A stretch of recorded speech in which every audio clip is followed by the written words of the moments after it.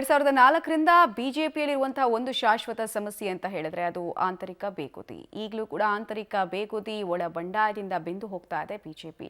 ವಿಜಯೇಂದ್ರ ಅವರು ರಾಜ್ಯ ಬಿಜೆಪಿಯ ಚುಕ್ಕಾಣಿ ಹಿಡಿದ ನಂತರ ಯತ್ನಾಳ್ ಅವರು ರೆಬೆಲ್ ಆಗಿರೋದು, ರೆಬೆಲ್ ಮೀಟಿಂಗ್ ನಡೀತಾ ಇರೋದು, ಜೊತೆಗೆ ಪ್ಯಾರಲಲ್ ಪಾದಯಾತ್ರೆಯನ್ನ ಘೋಷಿಸಿರೋದು ಎಲ್ಲವನ್ನ ಗಮನಿಸ್ತಾ ಇದ್ದೀರಾ. ಹಾಗಾದ್ರೆ ಬಿಜೆಪಿ ಹೈಕಮಾಂಡ್ ಏನ್ ಮಾಡ್ತಾ ಇದೆ, ಯತ್ನಾಳ್ ಅವರ ಈ ನಿರ್ಧಾರಕ್ಕೆ ಕಾರಣ ಏನು, ಎಲ್ಲದರ ಡೀಟೇಲ್ಸ್ ನೋಡ್ಕೊಂಡು ಬರೋಣ ಬನ್ನಿ.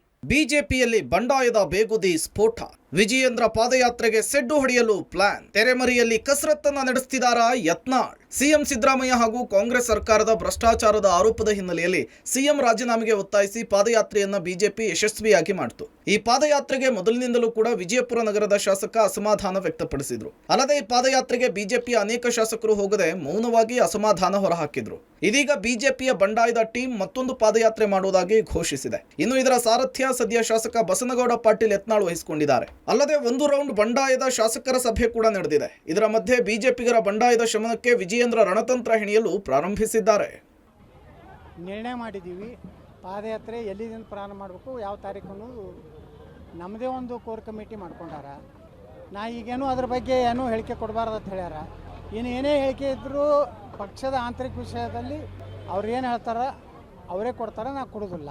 ಕೇಂದ್ರ ನಮ್ಮ ಪಕ್ಷದ ಹೈಕಮಾಂಡ್ ಅನುಮತಿ ಕೊಟ್ಟರೆ ನಾವು ಮಾಡ್ತೀವಿ, ಅವ್ರು ಅನುಮತಿ ಕೊಡದೇ ಇದ್ರೆ ನಾವು ಮಾಡೋದಿಲ್ಲ. ಅನುಮತಿಗೆ ಮುಂದಿನ ಮೀಟಿಂಗ್ ಒಂದು ಕರೆದ್ವಿ ನಾವು. ಅದು ಆದಮೇಲೆ ಎಲ್ಲರೂ ಒಪ್ಪಿಗೆ ತೊಗೊಂಡು ಅಲ್ಲಿಂದ ದಿಲ್ಲಿಗೆ ನಾವು ಅನುಮತಿ ಕೇಳ್ತೀವಿ. ಇನ್ನು ಬಿಜೆಪಿಯಲ್ಲಿ ಭುಗಿಲೆದ್ದಿರುವ ಈ ಬಂಡಾಯ ಬಿಜೆಪಿ ವರ್ಚಸ್ಸಿಗೆ ಮತ್ತೆ ಧಕ್ಕೆಯಾಗುವ ಸಾಧ್ಯತೆ ಇದೆ. ಕಾರಣ ಈಗಾಗಲೇ ಯತ್ನಾಳ್ ಅವರನ್ನ ಹೈಕಮಾಂಡ್ ಹಾಗೂ ಆರ್ಎಸ್ಎಸ್ನ ಕೆಲ ನಾಯಕರು ಸಂಧಾನಕ್ಕೆ ಸಂಪರ್ಕಿಸಿದ್ದಾರೆ. ಆದರೆ ಅದಕ್ಕೆ ಯತ್ನಾಳ್ ಸೊಪ್ಪಾಕಿಲ್ಲ. ಅಲ್ಲದೆ ಯಾವುದೇ ಕಾರಣಕ್ಕೂ ವಿಜಯೇಂದ್ರ ಜೊತೆಗೆ ಹೊಂದಾಣಿಕೆ ಸಾಧ್ಯ ಇಲ್ಲ ಅಂಥೇಳಿ ಸ್ಪಷ್ಟಪಡಿಸಿದ್ದಾರೆ. ನಾನು ವಿಜಯೇಂದ್ರ ಜೊತೆ ಹೊಂದಾಣಿಕೆಗೂ ಪ್ರಶ್ನೆ ಇಲ್ಲ. ನಮ್ಮ ಪಕ್ಷದ ರಾಷ್ಟ್ರೀಯ ಅಧ್ಯಕ್ಷರು ನನಗೆ ಒಬ್ಬರನ್ನ ಮೆಸೆಂಜರ್ ಕೊಟ್ಟು ಕಳಿಸಿದ್ರು ನಿನ್ನೆ. ಸ್ವಲ್ಪ ದಿವಸ ಮೌನ ಇರ್ರಿ, ನಾವೆಲ್ಲ ಸರಿ ಮಾಡ್ತೀವಿ. ಪಕ್ಷದಲ್ಲಿ ಪ್ರಾಮಾಣಿಕರಿಗೆ, ಹಳೆಯ ಕಾರ್ಯಕರ್ತರಿಗೆ, ನಿಷ್ಠಾವಂತ ಬಿಜೆಪಿ ಕಾರ್ಯಕರ್ತರಿಗೆ ಸೂಕ್ತವಾಗಿ ಗೌರವ ಕೊಡುವಂಥ ಕೆಲಸ ಮಾಡ್ತೀವಿ ಅಂತ ನಾವು ಹೇಳಿದ್ದಾರೆ.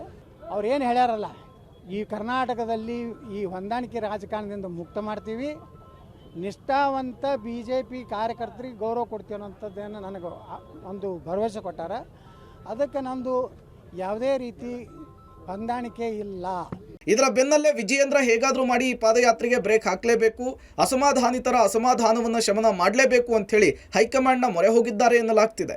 ಅದೇನೇ ಇರಲಿ, ಬಿಜೆಪಿಯ ರಾಜ್ಯಾಧ್ಯಕ್ಷ ವಿಜಯೇಂದ್ರ ರಣತಂತ್ರ ಎಷ್ಟರ ಮಟ್ಟಿಗೆ ಸಕ್ಸಸ್ ಆಗುತ್ತೆ ಅನ್ನೋದನ್ನ ಕಾದು ನೋಡಬೇಕಿದೆ.